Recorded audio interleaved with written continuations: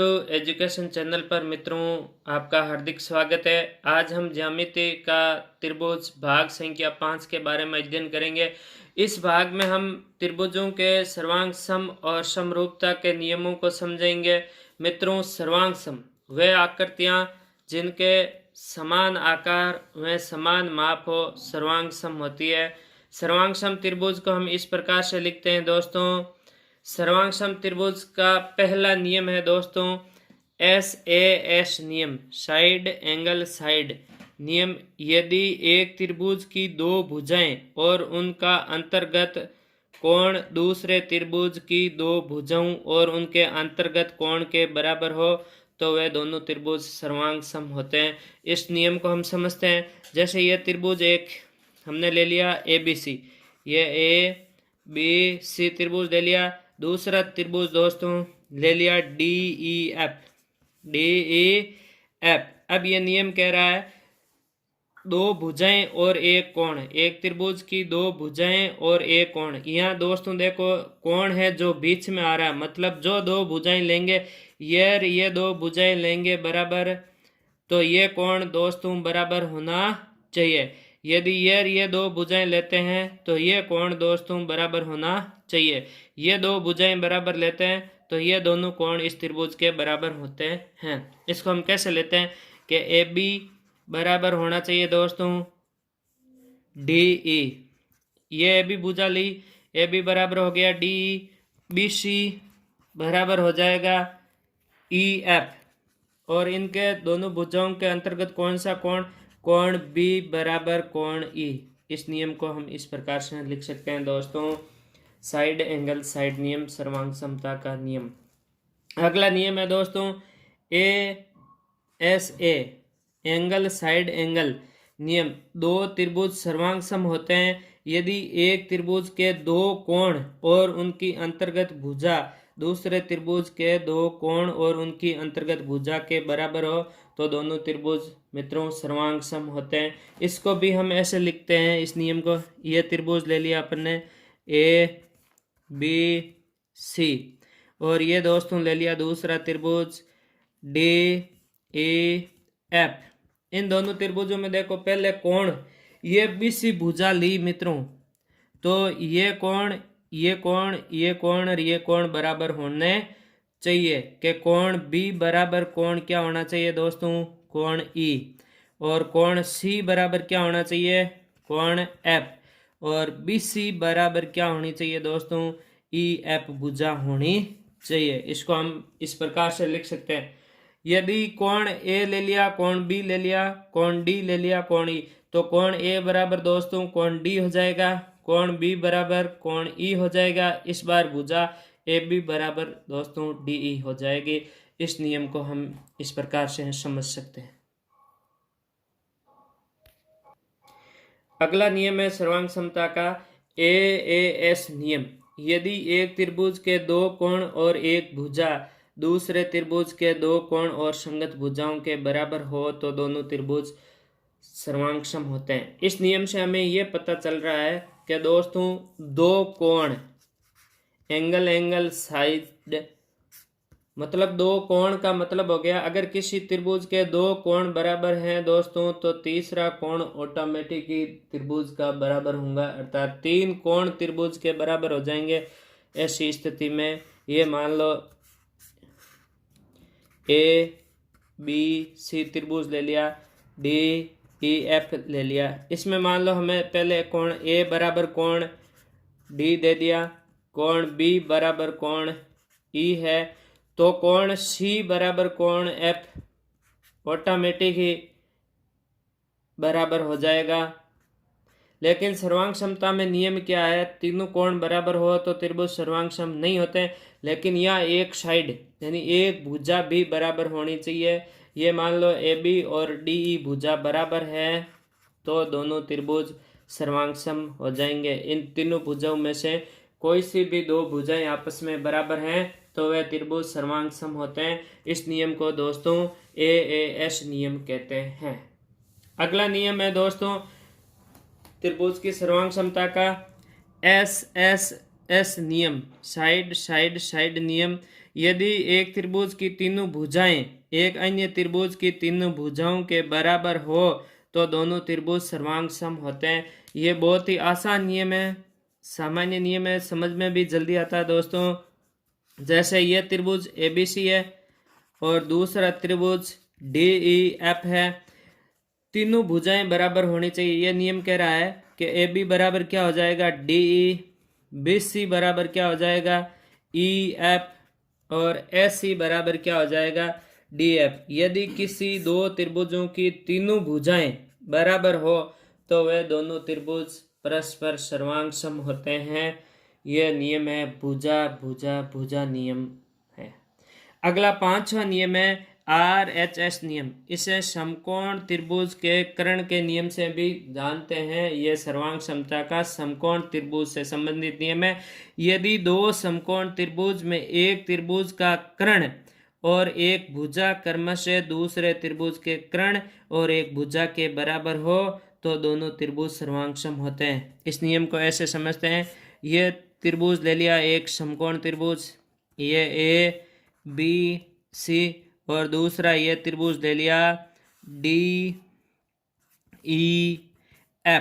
ये दोनों कोण B बराबर तो दोस्तों क्या हो जाएगा कोण E, और फिर कहते हैं H कर्ण, यानी SC बराबर क्या हो जाएगा दोस्तों DF।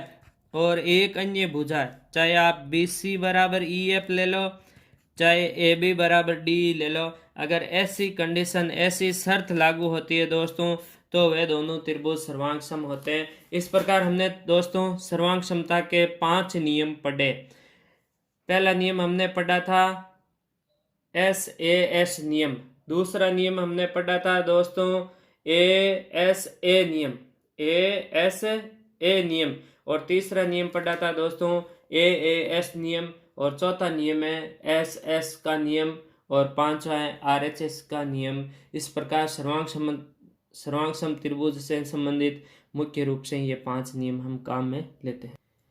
दोस्तों अगला बिंदु हम पढ़ रहे हैं समरूप। सर्वांग समता हमने पढ़ी थी, अब अगला बिंदु है समरूप। वे आकृतियां जिनका आकार समान हो। सर्वांग समता में और समरूपता में दोस्तों एक चीज का फर्क है, उसमें आकार समान, इसमें भी आकार समान, उसमें माप भी समान था, लेकिन यहाँ समरूपता में माप का समान होना आवश्यक नहीं है। तो कहने का मतलब सभी सर्वांग सम आकृतियां क्या होती है मित्रों, समरूप होती है, परंतु सभी समरूप आकृतियों का सर्वांग सम होना आवश्यक नहीं है। नोट लगा के मैंने लिखा है दोस्तों, क्या सभी सर्वांग सम आकृतियां समरूप होती है, ये फैक्ट है। अगर कोई दो आकृतियां सर्वांग सम है तो वह 100% समरूप होगी, परंतु सभी समस्त समरूप आकृतियां का सर्वांग सम होना आवश्यक नहीं है। अगर कोई दो आकृतियां समरूप है वो सर्वांग सम हो सकती है, लेकिन जरूरी नहीं है कि वो सर्वांग सम होगी। अगला नियम पढ़ रहे हैं, भुजाओं की समान संख्या वाले दो बहुभुज समरूप होते हैं यदि उनके संगत कोण बराबर हो, उनकी संगत भुजाएं एक ही अनुपात में हो तो दोनों बहुभुज समरूप होते हैं। अब इसको हम त्रिभुजों की समरूपता के नियम से समझ सकते हैं। त्रिभुजों की समरूपता के लिए पहला नियम है दोस्तों, दोनों के सभी संगत कोण बराबर हो। ये देखो, ये दो त्रिभुज ले लिए हमने दोस्तों, एक त्रिभुज ले लिया ABC, दूसरा त्रिभुज हमने दोस्तों ले लिया DEF। दोनों के सभी संगत कोण बराबर हो, इसका मतलब A बराबर कोण क्या हो जाएगा D, कोण B बराबर कोण क्या हो जाएगा दोस्तों E, कोण C बराबर दोस्तों क्या हो जाएगा F, और इसे AA से भी लिख सकते हैं। यह दोस्तों सर्वांग समता का नियम नहीं है, यह केवल समरूपता का नियम होता है कि तीनों कोण बराबर हैं तो वे त्रिभुज समरूप होंगे। अगला, दोनों की संगत भुजाओं का अनुपात बराबर हो। इसको हम इस प्रकार से समझ सकते हैं मित्रों, ये एक त्रिभुज हमने ले लिया ABC, दूसरा त्रिभुज ले लिया हमने DEF। तो इसको अपन ऐसे लिख सकते हैं, AB बटा में लिख दो और AC के बट्टा में लिख दो DF और BC के बट्टा में लिख दो EF। अगर दोनों की संगत भुजाओं का अनुपात बराबर हो तो वे दोनों त्रिभुज समरूप होते हैं। तो इस प्रकार दोस्तों हमने सर्वांग क्षमता और समरूपता के बारे में पढ़ा। कुछ महत्वपूर्ण बातें यहाँ पढ़ेंगे, फिर बाद में हम बोधायन प्रमेय के बारे में अध्ययन करेंगे। दोस्तों एक बार समझते हैं सर्वांग क्षमता और एक समरूप। एक महत्वपूर्ण बिंदु है कि अगर कोई दो त्रिभुज सर्वांग सम है तो उनके क्षेत्रफल भी बराबर होते हैं दोस्तों, और उनके परिमाप भी बराबर होते हैं। अगर कोई भी दो त्रिभुज सर्वांग सम है तो दोस्तों उनके क्षेत्रफल और परिमाप बराबर होते हैं, जबकि समरूप में भुजाओं का अनुपात का वर्ग त्रिभुजों के क्षेत्रफल के वर्ग के अनुपात के क्या होता है दोस्तों, बराबर होता है समरूप में। अब हम एक बात पढ़ें कि सर्वांग क्षमता में हमने 5 नियम पढ़े। पहले देखते हैं कि एक नियम पढ़ा था SAS नियम, SAS नियम। दूसरा नियम हमने पढ़ा था कि ASA नियम, तो भी त्रिभुज सर्वांग सम होंगे। तीसरा नियम हमने पढ़ा था AAS नियम, तो भी त्रिभुज दोस्तों क्या होंगे, सर्वांग सम होंगे। चौथा नियम हमने पढ़ा था SSS नियम, तो भी त्रिभुज सर्वांग सम होंगे। पांचवा नियम पढ़ा था RHS नियम, जिसे हम समकोण त्रिभुज का कर्ण नियम कहते हैं। ये सर्वांग क्षमता के 5 मुख्य नियम हैं। मित्रों कई बार क्वेश्चन आता है कि सर्वांग क्षमता का कौन सा नियम सही नहीं है, तो ये ध्यान रख लेना, ए वाला नियम कभी दोस्तों सही नहीं होता है सर्वांग क्षमता का, और SSA वाला नियम भी कभी सही नहीं होता। ये परीक्षा में बहुत बार क्वेश्चन आ चुका है।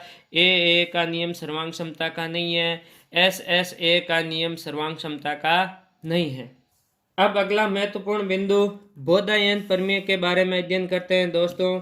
बोधायन प्रमेय, जिसे हम समकोण त्रिभुज का प्रमेय कहते हैं, समकोण त्रिभुज में कर्ण पर बना वर्ग शेष अन्य दो भुजाओं पर बने वर्गों के योग के बराबर होता है। इसका कहने का मतलब है ये दोस्तों एक समकोण त्रिभुज है, ये एक समकोण त्रिभुज है ABC।